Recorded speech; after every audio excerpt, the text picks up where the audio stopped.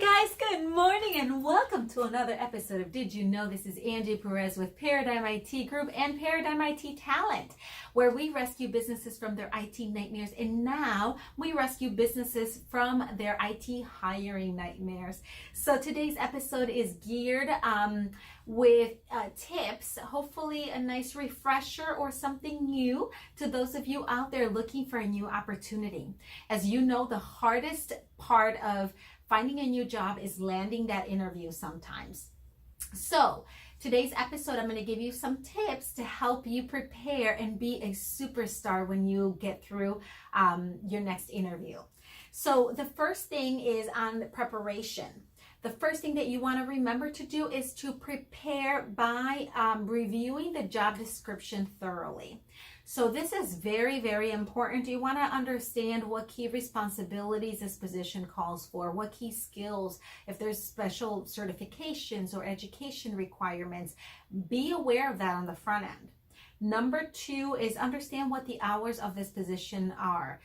There's nothing worse than going through a great interview and then all of a sudden they drop on you that it's a third shift position and it's been on that job description all along. And you're like, oh wait, I thought it was a first shift. No. So make sure you're doing your due diligence on the front end. And make sure that the salary of that position is within, what you are looking for, within what you are, asking for.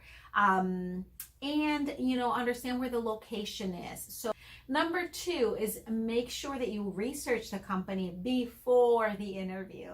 So, it's simple thing as Googling a company will give you all kinds of information from, reviewing their website. If you have the information or the contact information of who you're interviewing with on the front end, you can even like LinkedIn, pull them up on LinkedIn.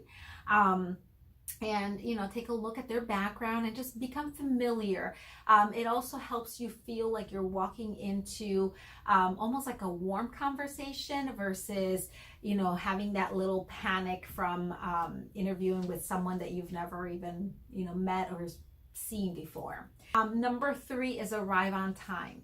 And this is something that is crucial to making a great first impression. So make sure that you are looking up the address and pulling it up on the GPS way ahead of time. So if you have even the ability to do that the day before, do that the day before. Make sure that you account for traffic patterns. Again, beautiful I-4 construction could throw you off by not just 15 minutes, but sometimes 40 minutes. So make sure that you're accounting and taking your time, for all of those things. When you arrive to the interview, you want to try to arrive a few minutes early, but not 45 minutes early. So if you get there that early, which is not a bad thing, just take yourself over to a local coffee house, review, your information and your notes. Otherwise, if you get there early, try to be there no more than 10 to 15 minutes early to, sitting in the lobby and signing in.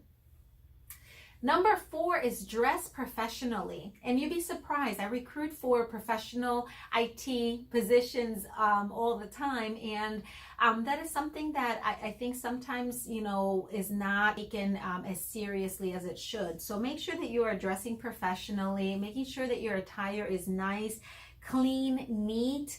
There's nothing worse than being distracted when you're interviewing someone by, their super duper wrinkled shirt. So if males, you can tuck your shirt in, just look neat and presentable. If you have questions about that, ask your mom. She'll give you the best advice.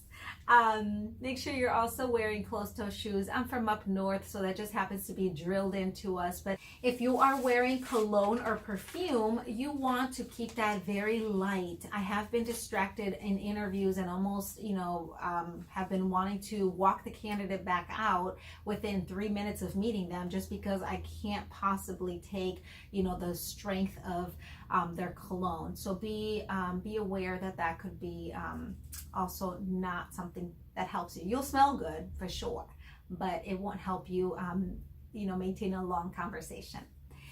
And number five is please bring copies of your resume. Yes, common sense tells you that if this person has called you in for an interview, it is very likely that they have your resume. However, there's nothing that makes you look sharper and more prepared than coming in already with 2 to 3 copies of your resume. 2 to 3 copies will give you, extra copy in case someone happens to walk into the office or to the interview, and you're already prepared for that situation. And then also it allows you to have a copy of your resume in front of you, so you can kind of follow through the conversation and make sure that the interview is nice and smooth.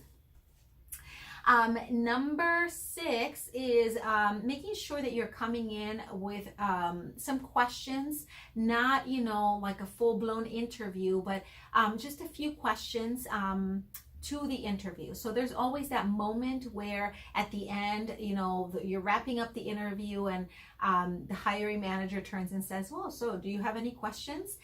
Make sure that you are taking advantage of that. So ask questions about the company. Make sure that if your research pulled up some exciting article about something that they recently accomplished as a company, this would be a great time to just make mention of that. And of course, if you feel that there's an opportunity for you to even just briefly bring back up some key experience or elements of your background that you think are that you can reiterate, this would be an opportunity to do so. But just saying nah, next is not always a good idea. So your bonus tip on this video is to follow up. So make sure that you follow up with this conversation through either an email or a handwritten card. I love the handwritten card gesture. I do believe that because many times the hiring process can be a little speedy, you want to try to be back in front of, have your name back in front of their eyes as quickly as possible. So if you make sure that you take a business card with you or their contact information, and you can email them a nice thank you note.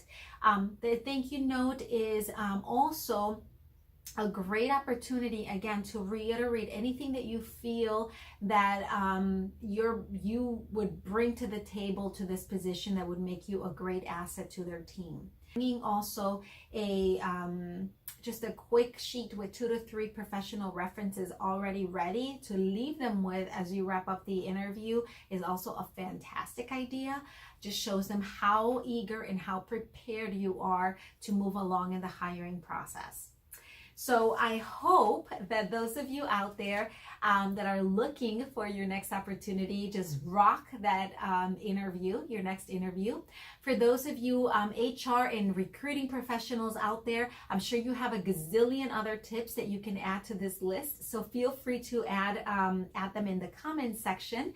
Our viewers would greatly appreciate your expertise, your intel, and anything that will help them. On that note, go forth and conquer, make it a magnificent week, and I will see you guys next week. Ciao.